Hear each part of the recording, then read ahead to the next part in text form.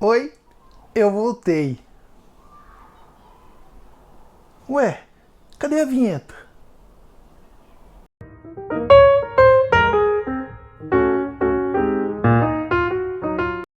Olá, meus irmãos, é muito bom estar de volta. Apesar que eu não estava afastado do canal, eu só estava nos bastidores editando os vídeos. Mas agora, com a chegada do Zé Maurício, que tem sido uma ajuda, uma bênção nas nossas vidas, eu pude ter o privilégio de estar de novo aqui na frente da câmera para poder compartilhar um pouquinho da palavra de Deus com os irmãos. É muito bom estar de volta no Misha. Ai, que saudade desse café. No Café com Fé. E aí, vamos estudar um pouquinho mais da palavra de Deus? Essa semana aconteceu um fato bastante interessante com meu filho que me fez meditar a respeito de uma situação que normalmente nós vivemos. Eu tenho um filho, na verdade eu tenho dois filhos, eu tenho uma filha, Rebeca, e eu tenho um filho de 8 anos, o Lucas. O Lucas estava tentando ontem fazer uma coisa no computador que para ele era bastante complexa.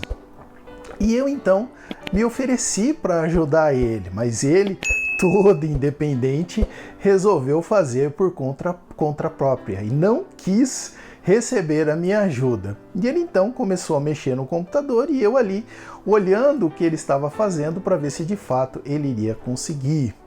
E de fato ele não conseguia fazer, eu percebi que ele não estava conseguindo fazer o que ele precisava. Imagina eu, que sou cientista da computação, olhando ali o seu filho de 8 anos tentando fazer algo que para mim, que sou um profissional de tecnologia, seria muito simples. Ofereci ajuda para ele durante esse processo pelo menos mais umas 2 vezes, o qual ele orgulhosamente recusou, dizendo que sim, ele era capaz de resolver o seu próprio problema ali no computador. E eu fiquei então ali assistindo tudo que ele estava fazendo e vendo ele fracassar sem ter sucesso naquilo que ele precisava fazer ali no computador. Imagina eu como pai, profissional de tecnologia, olhando teu filho ali sofrendo para fazer algo que para mim era muito simples e vendo também ele se chatear e se frustrar por não estar conseguindo fazer aquilo e tentando querer ajudá-lo, dizendo: filho, você não precisa quebrar a cabeça com isso, o papai pode fazer para você. Mas ele se recusava veemente, dizendo que ele era capaz de fazê-lo. Por fim, ele ficou bastante chateado e frustrado, até que ele deu um desabafo: não dá para fazer isso no computador. Foi quando eu falei assim: então o papai vai te mostrar como que você faz. E aí eu assumi o computador e com poucos cliques eu resolvi o problema e mostrei para ele como que se deveria fazer. E aí depois, passado um tempo, eu comecei a refletir sobre essa situação e cheguei à conclusão que nós muitas vezes passamos por situações semelhantes. Nós estamos passando por problemas, nós passamos por problemas no nosso dia a dia, com toda a correria do trabalho, da família, de tudo, e muitas vezes tentamos resolver os nossos próprios problemas sozinhos. Somos tão orgulhosos que não temos a capacidade de reconhecer ou de buscar em Deus uma ajuda. Eu fico imaginando o nosso Senhor lá de cima dizendo: filho, deixa que eu resolvo para você, para mim é tão fácil. E nós não queremos muitas vezes pedir a ajuda de Deus através da oração e da dependência dele e ficamos tentando desesperadamente resolver os nossos problemas. E nós vamos adiando o problema, muitas vezes o problema vai aumentando e também nós acabamos nos frustrando e nos machucando muito quando estamos no fundo do poço, sem ter mais esperanças para resolver os nossos problemas. Aí então nos lembramos de um Deus que pode todas as coisas, e aí nos ajoelhamos diante dele, muitas vezes já em lágrimas, pedindo que ele nos ajude, e ele sempre é fiel conosco.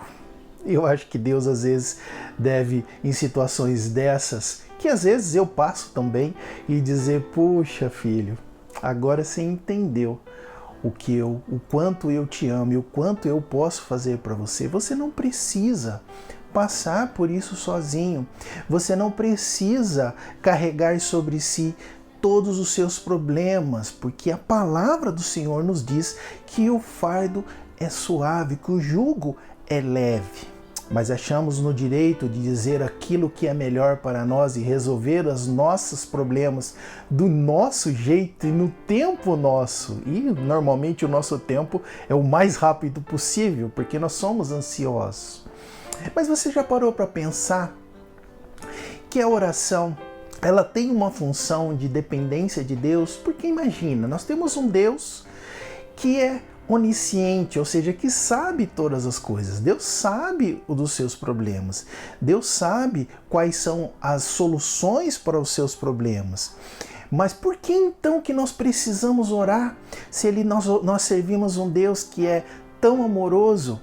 Porque a oração nos faz reconhecer que nós somos incapazes de resolver os nossos problemas por nós mesmos, que nós somos incapazes de viver somente por nós mesmos, mas nós só conseguimos prosseguir na nossa caminhada quando nós caminhamos na dependência de Deus, da mesma forma como uma criança segura na mão de um adulto, na mão de um pai, para atravessar uma avenida movimentada.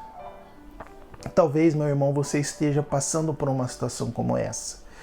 Talvez nem mais lágrimas você tenha para suportar tudo o que você está passando. Talvez não haja mais esperança, você se sinta desesperançado. Talvez você não veja mais uma solução, um caminho para o que você precisa seguir. Talvez o seu desânimo é tão grande que você até pede para que o Senhor o leve para a glória logo. Você não vê mais razão nem motivos para viver.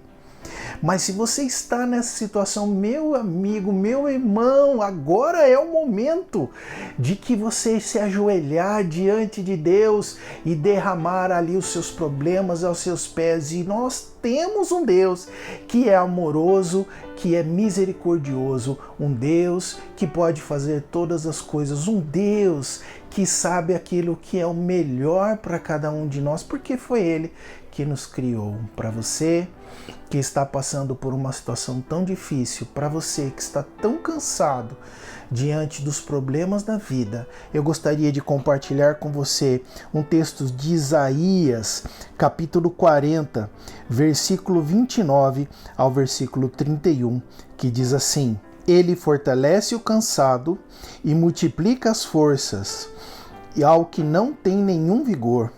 Os jovens se cansam e se fadigam, e os moços de exaustos caem.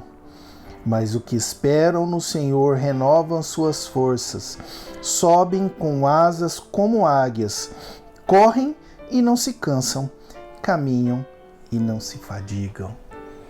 O que podemos então aprender desse texto, além de saber que Deus é um Deus que cuida dos cansados?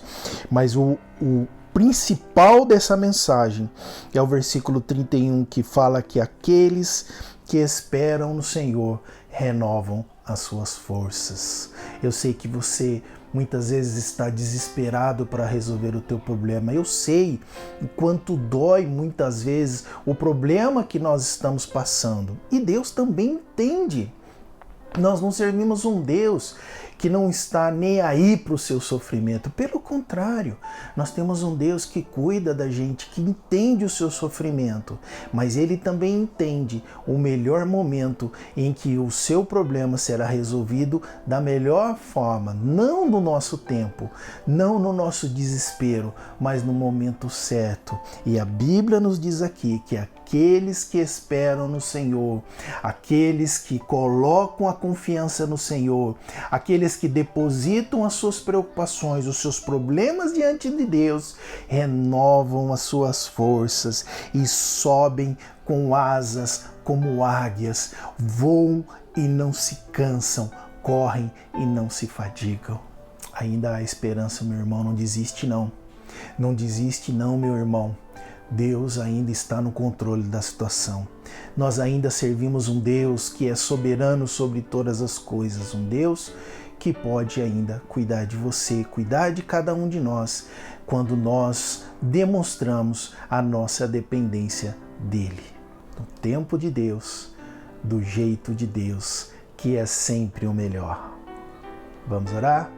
Pai querido, nós te louvamos, ó Deus, por conhecer a Tua Palavra Santa, por podermos confiar na Tua presença, de poder, Senhor, confiar na Tua soberania, no Teu cuidado, Deus. Nos dê a dependência de Ti, ó Deus, nos dê a paciência, nos dê, Senhor, a paz, a alegria que só o Senhor pode dar. Cuide dos meus irmãos que estão passando por dificuldade, que estão sem esperança, ó Deus. Renova suas forças, ó Senhor.